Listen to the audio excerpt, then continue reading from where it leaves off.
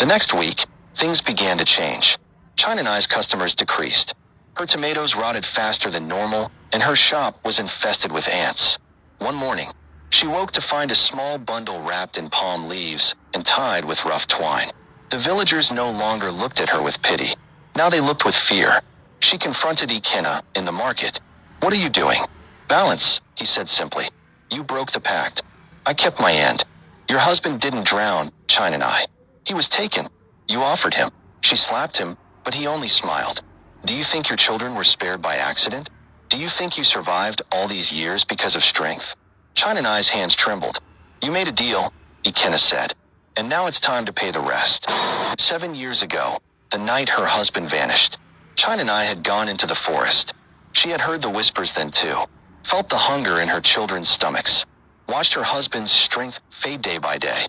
Death was circling them, so she found the old shrine, the one no one spoke of anymore, the one said to belong to Injoku-ji, the god of wealth, harvest, and hidden hunger.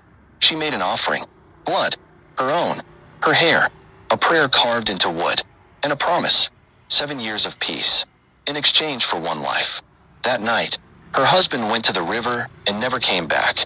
And true to the deal, her children never went hungry again. Her shop prospered, and her health returned. But now the 7 years were over, and Ikena wasn't a spice merchant. He was a collector. She went to the shrine again, mask in hand, barefoot, her wrappers soaked from dew. This time, Injoku-ji answered. He was no longer a name, but a presence, a voice in the wind, a shimmer in the shadows, a hunger that crawled under the skin. "You were meant to give one," he said. "I did," China Nai whispered. "Obi, you must give again. One for 7. A child this time." "No." "Then all 3. She screamed into the silence. And Injoku-ji said, "Then give yourself." Ikena returned the next night. He entered her home without knocking. Her children were asleep. "Have you decided?" China Nai nodded. "I will go with you. Spare them." He smiled, but said, "That's not how it works.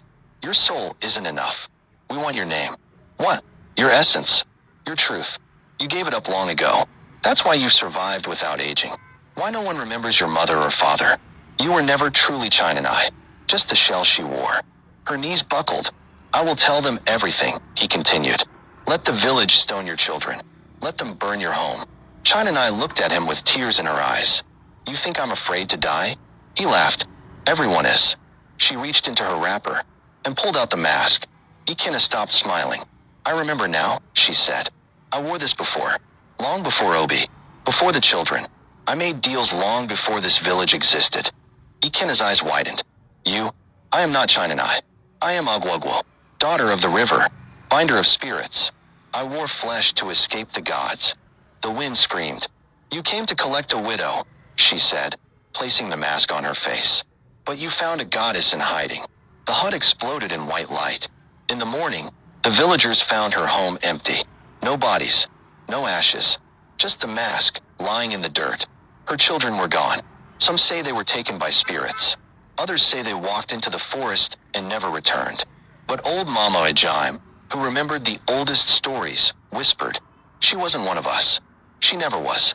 To this day, travelers say if you go too deep into the Umwahia forest, you might hear the voice of a woman, calling names you've forgotten, asking if you remember who you really are. And sometimes, the wind answers. The moral of this story is, every deal with darkness has its price, and no secret stays buried forever. I hope you enjoyed this story. Please like, comment, and don't forget to subscribe.